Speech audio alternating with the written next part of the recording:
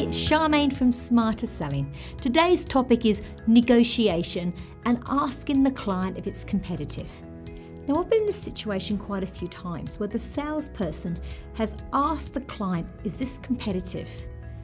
And I wondered to myself, why would they ask that question? I don't really understand.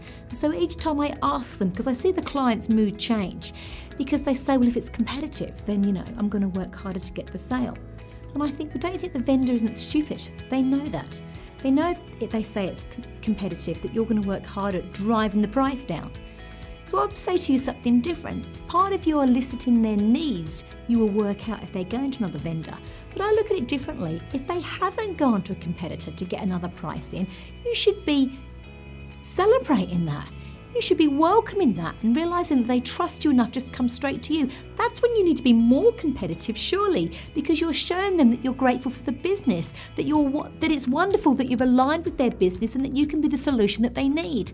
So I ask you, please don't ask your client if it's competitive. I think it looks dodgy and doesn't have much integrity. And instead, go out there and do a really good elicitation of their needs. So you come across as genuine, caring about their business and not driving the price lower because they're going to look around. If you found this useful, do share. If you want to make a comment about negotiation, then do make a comment below. And if you want to have more tips, there's loads of tips on tactics of negotiation, then subscribe below. I'm Charmaine from Smarter Selling. Until next time.